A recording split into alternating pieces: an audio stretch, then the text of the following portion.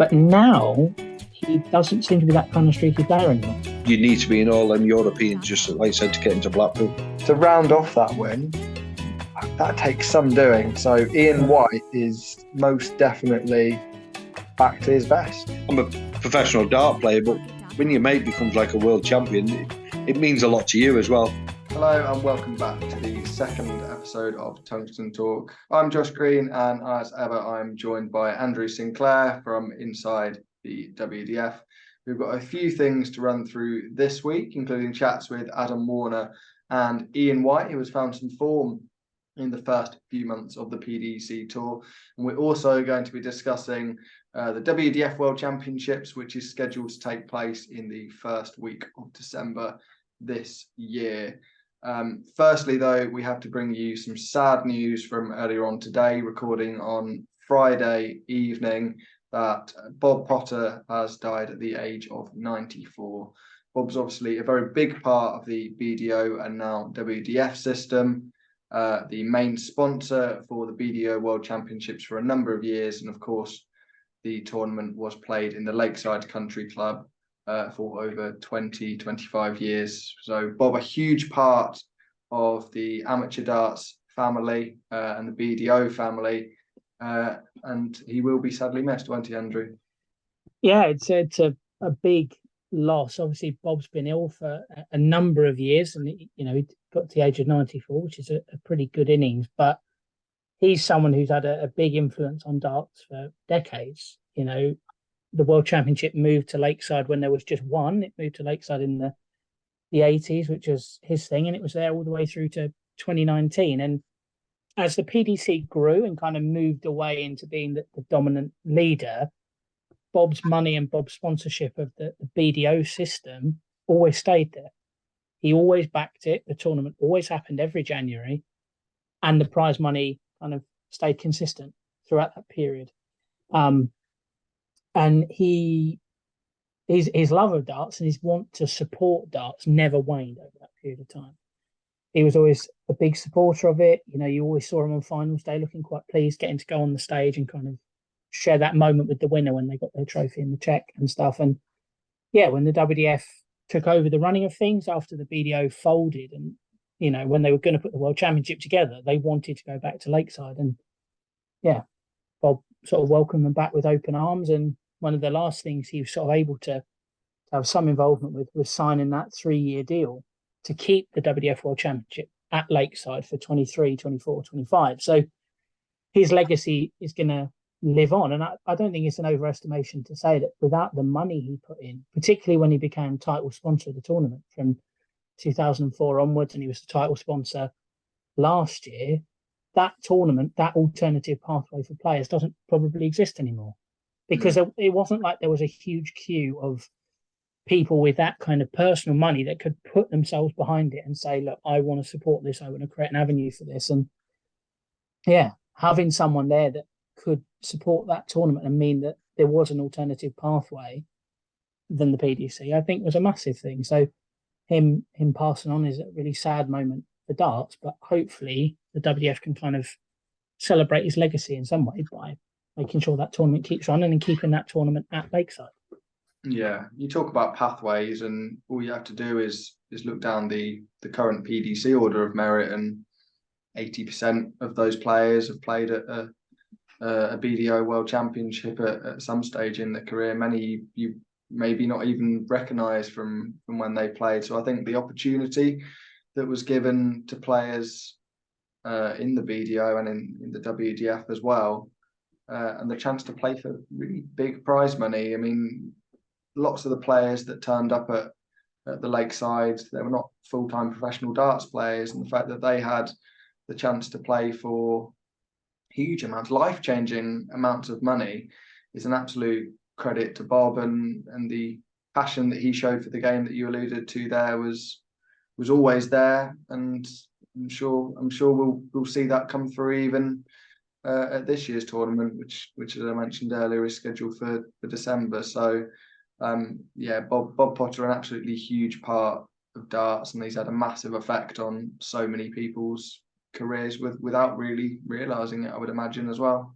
Yeah, and I think, as a darts fan, the first game I properly watched and the game that got me hooked on darts was Martin Adams against Phil Nixon, the 2007 final at Lakeside. And from then on, I was a big fan of the Lakeside as a venue of the tournament, and that maintains to this day. I know when I walked in for last year's World Championships, which was basically this time last year, you got a proper kind of chill walking in the place because it does feel special and it does feel historic. I don't know if part of that is because it's probably not changed in about 30 years. So it's kind of like, yeah, the feeling of old stuff is in here. But generally, it just feels like such a special building. And Lakeside, I think, is that kind of iconic home of World Darts. I know that's the tagline that's used, but I think for a lot of people, that venue, that building is what people associate with darts. And that's because Potter showed the commitment financially to keep it there for all those years. So, yeah, it's a big loss, but hopefully this year's World Championship can kind of be the start of continuing that legacy. Yeah, let's have a quick chat about this year's World Championship coming up this December. Obviously, they've got an awful long time to prepare for the tournament this year. We're going to be seeing obviously the return of the Ladies World Championship there as well. We saw last year the girls' final made it on the main stage. It's a celebration of darts, really, and there's going to be a lot of excellent talent there. We're not quite 100% sure what the field's going to look like at the moment, but there's certainly going to be a lot of talent.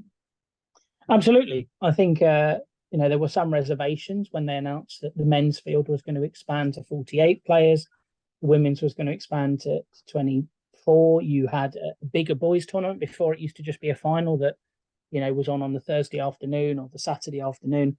Suddenly it was 2 semi-finals, and you had a girls tournament for the first time ever. Before, the pinnacle of girls darts was the Girls World Masters, and that even hadn't been around that long.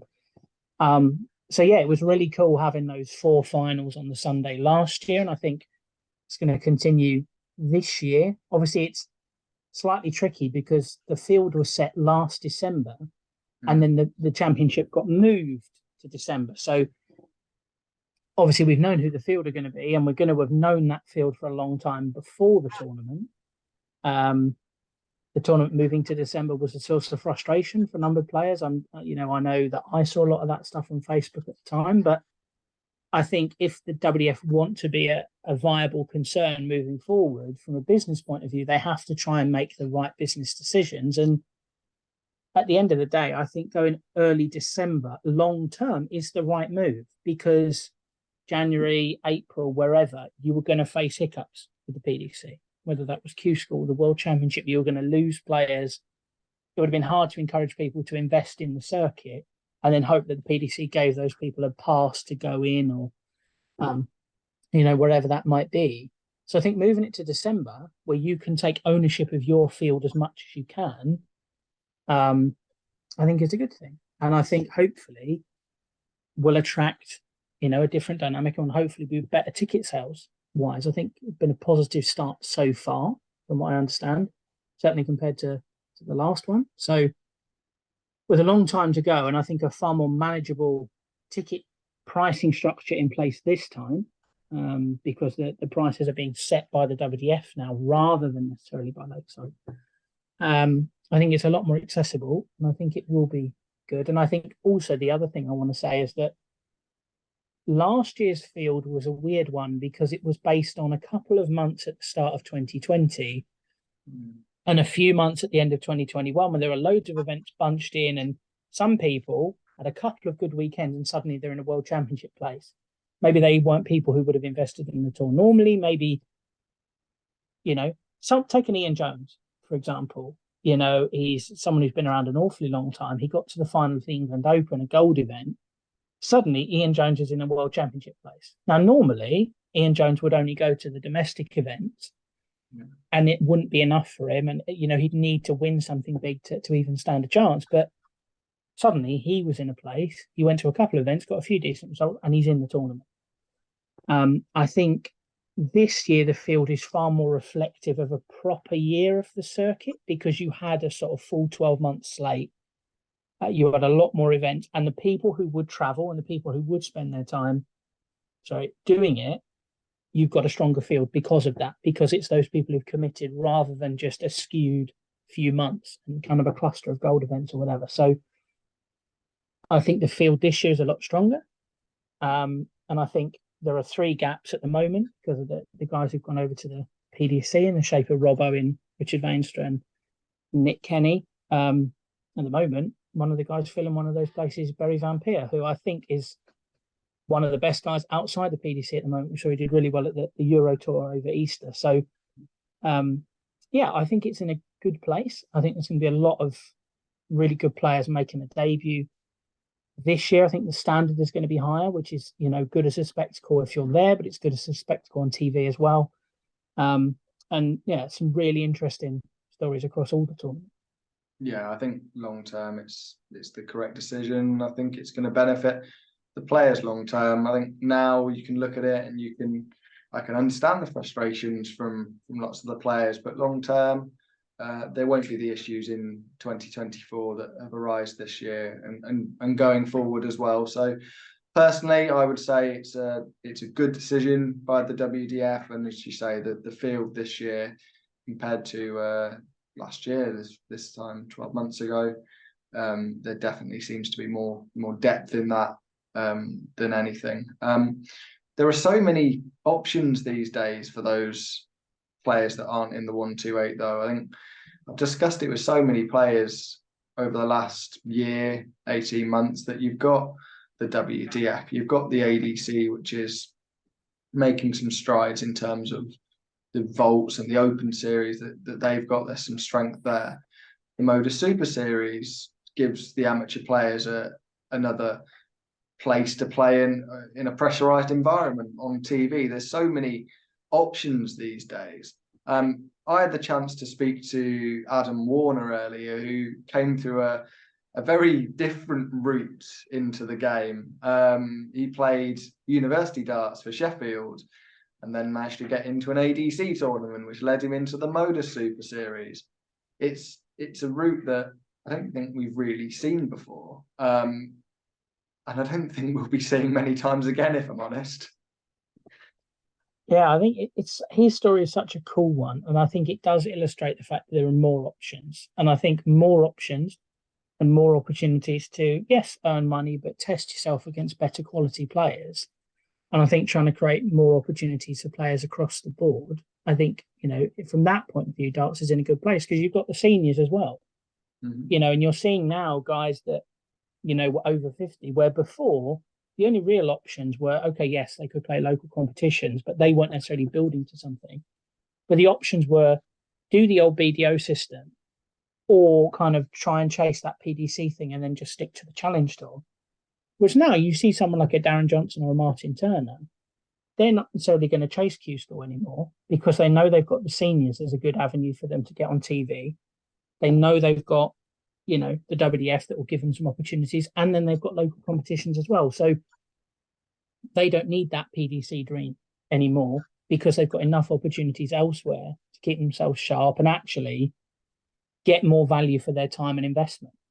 Because they know if I go to the seniors, I've got a far better chance of getting on TV than if I tried to go through the PDC system or, through the WDF. I know I'm going to be a stronger player. So there's a chance I'm going to get into the latter stages of a World Masters, hopefully, or, the World Championship at Lakeside. So, yeah, I think darts across the board is in a really healthy place. And Adam's a great example of the fact that you don't have to necessarily go down one of the old traditional routes of county, Super League, then maybe national team selection or doing the BDO and then going across the PDC. I think he's shown that if you've got ability and you've got somewhere to play and you can keep pushing yourself and keep getting better, you will eventually unlock those doors and unlock those opportunities. And that's what he's doing now. And he's rocking some fantastic chinos, which sets him apart as well.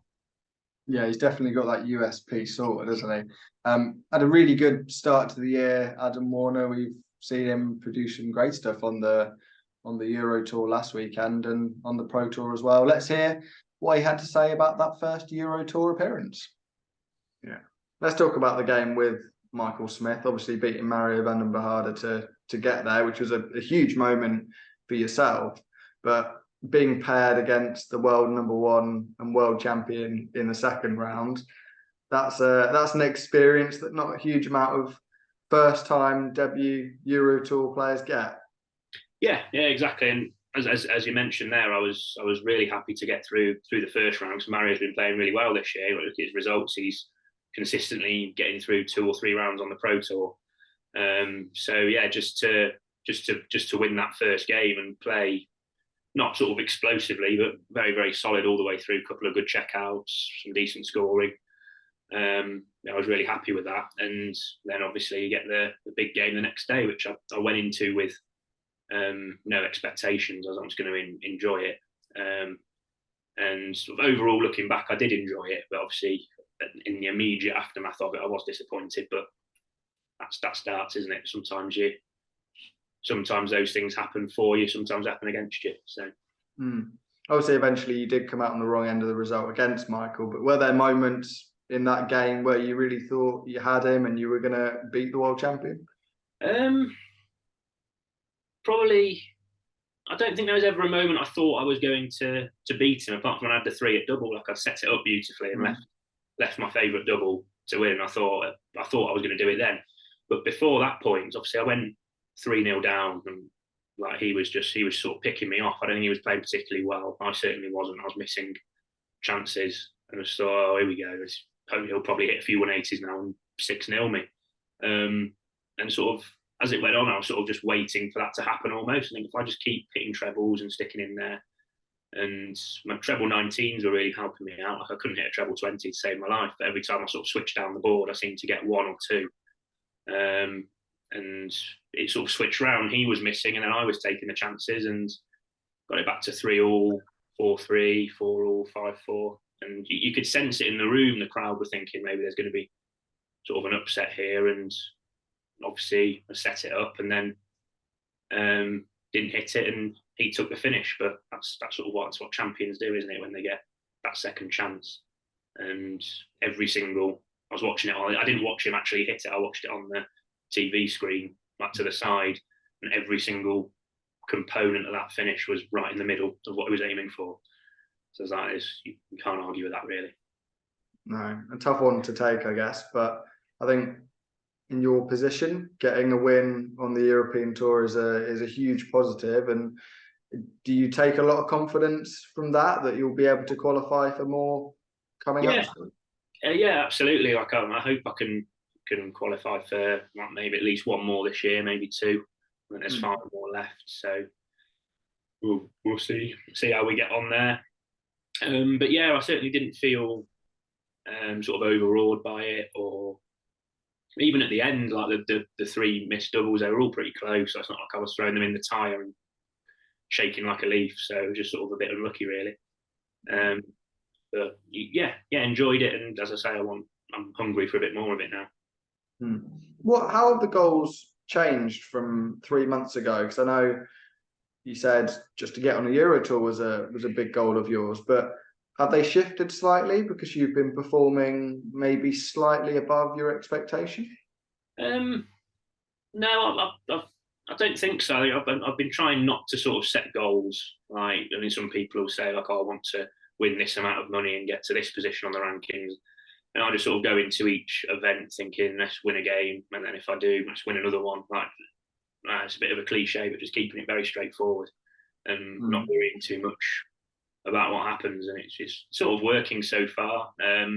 Maybe this time next year, depending on where I am, that might have to change slightly. But I think as I said last time, the main sort of goal is to just enjoy the 2 years and take as much experience from it as possible, because some people keep their card first time and stay on and go for years. Some people have to go to Q school 3 or 4 times and then they make it. Dirk Van Dijvenbode lost his card and then won it back, and now he's one of the best players in the world. Aspinall as well. So there's no one way of doing it. Adam Warner there reflecting on a 6-5 loss to Michael Smith, the reigning world champion at the Euro Tour last weekend. Now, Adam had some great results on the Pro Tour, as we've seen, but to take the world #1 and world champion to a last leg decider on his debut as well. He's not played on a PDC stage before. Obviously, he's played at the UK Open, he's played on Pro Tours, but to go into an Easter weekend Euro Tour packed to the rafters over in Germany and produce a pretty good performance. Got 3 match darts there against Michael Smith. I think that shows there's something there with Adam Warner, and he's only going to get better. No, absolutely. And, you know, on the show last time, we spoke about how easy it is to get into that negative mindset on the tour when you go to a weekend and, you know, you come up dry and then you go home and then you go back and then you lose again. And it can be hard. And he's come into this as someone who's, you know, relatively speaking, fairly wet behind the ears as it goes to this kind of level of darts, because he was at university and then he's doing ADC and then he wins a week of the Modus and then he's got a tour card. And it's like, right, okay, he's gone from, you know, I don't want to use that kind of down with the kids expression, but he's gone from 0 to 100 very quickly. Yeah. So he's still learning all the time on these pro tours, on the stage, all of it. He's learning all the time. But as I've always said with darts, you have to beat what's in front of you. It doesn't necessarily matter what that person's achieved or how well they go on to play the rest of the weekend. You know, that game with Warner, Michael Smith had his worst performance of the weekend. But Adam Warner's perspective, he had chances to beat him. And if he wins that, he then plays Going Price. And what does the momentum of having won your first round game, then beating Michael Smith in the last leg decider, what does that do for your confidence playing against Going Price?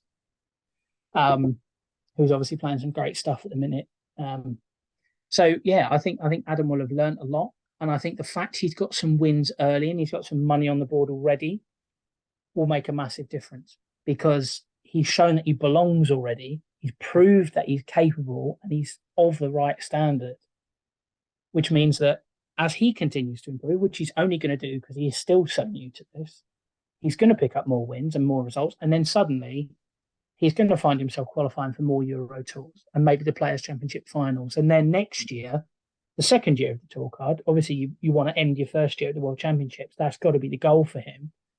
But then hopefully he'll have learned so much on this first year that next year he's going to be someone with a running average of, you know, mid-90s. And then suddenly he's competitive and you've got a great story. So I think he started in the right way. And I thought the Euro Tour showed positive signs.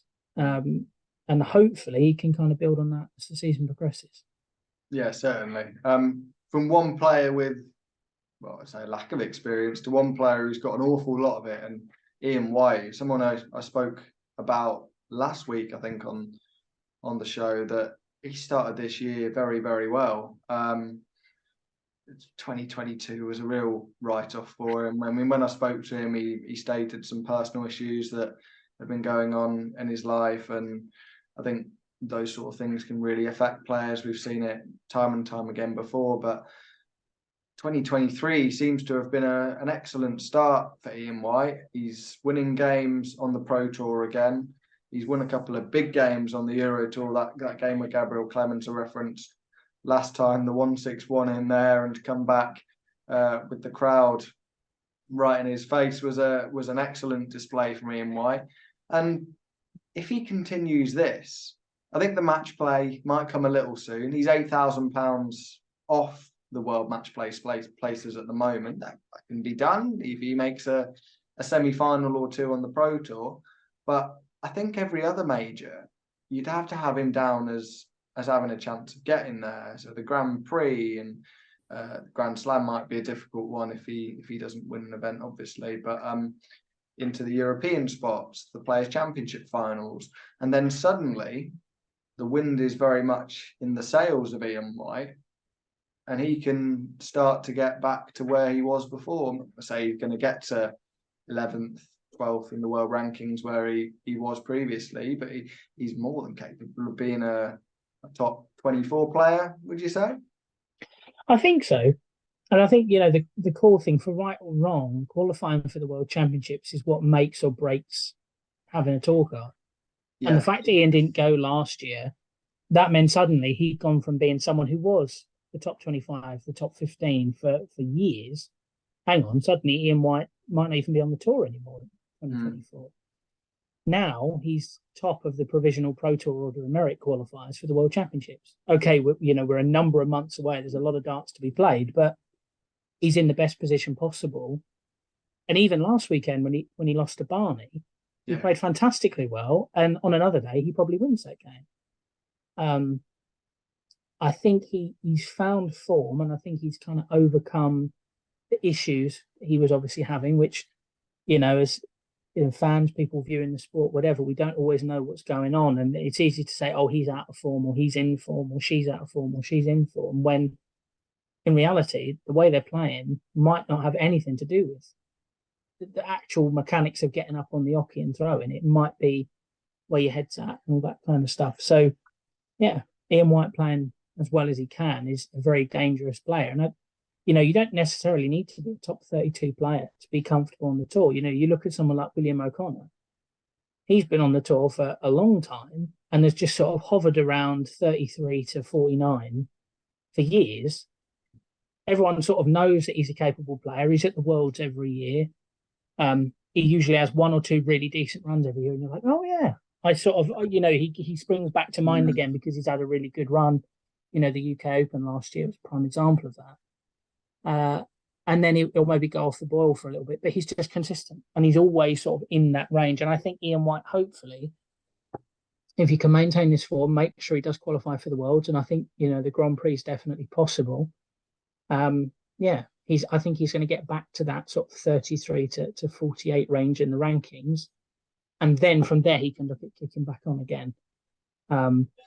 It's just nice to see him playing well, because it's a tough place, the PDC. The standard is so high, so when you see someone struggling and really starting to fall away, it can be quite hard to watch, because you're just like, you want them to kind of get a win and then hope that that's going to change things. And kind of the couple of months off from the World Championships, longer break than he probably normally would have had, no Masters, all that sort of stuff. That break seems to have helped him, and he's playing some good darts again. So well done to the Diamond.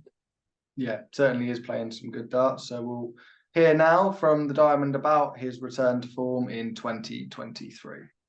Let's talk about that win against Gabriel Clemens. You had everything you could possibly have against you. We know what the crowds are like, in particular on the European tour, but to produce a comeback and some of the huge outshots that you did under that pressure, that's a real performance, isn't it? Yeah, it was, I felt that I wasn't brilliant at the beginning and Gabriel got away from me, but the crowd, like I said, I couldn't even hear Georgie Noble talk. I even asked what was left and he was going, what? Can't understand you. We just couldn't hear each other. Even the markers couldn't even hear Georgie Noble. So, I can understand that they're all on their side, so you just got to put your mind to it. And I just relaxed in the end and I thought, well, what goes.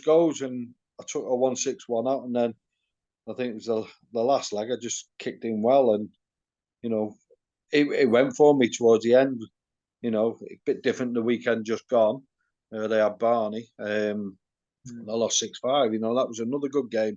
But when you're sitting after 9 darts, 46 left, you think you're going to get a shot. But Raymond took 1-3-1 out, and that was it. And we had another cracking game. So, and then we missed the darts at double. But yeah, you've just got to hopefully have the crowd. They're not going to be on your side when you're playing someone like Gabriel, or Martin Schindler and everything. They're never going to be on your side. But just at the end, just thank them and enjoy it. That's what you got to do, isn't it? That's what you got to do. In terms of the majors coming up, I know Blackpool is a place you've enjoyed over the years. There's still a bit of a gap there, but you've got to feel that if you can get the results, the performances are definitely there on the European tour. If the results start following, you can definitely make up some ground in that gap before the cut-off date. But you look at it, you've only got to win one game. Do you know what I mean? To get another £1,000. And if you're in about 8 of them, there's another 8,000 plus the 8 you've already got. That's 16,000 going on your rankings. I think I'm about 8 grand behind on or something like that. Well, it's not impossible. Or if you win 2 games, you go to 4,000. It's mad. These Europeans are the ones that will get you in it. So my aim's Blackpool. I've always said the aim is to get into Blackpool. Once you're in Blackpool, then you've got a good chance for the rest of the year. Yeah, it always seems like if you do get to the match play, then other things follow. If you're in the match play, you're likely in the World Grand Prix. If you're making it to those tournaments, you've got more chances to make it to the Grand Slam. You're probably in the Players' Championship. I think the season starts with Blackpool, and if you make it there, you're in for a good 6 months. Yeah. It's what I've gone on about all the times since I've been playing. Your World Championships at the end is the one that you want to be in. But if you can get in them other ones, they're massive. So Blackpool is your aim, and then, like you said, the season starts from then. Ian White there, who will be one of the outsiders, I'm sure, for the Pro Tours.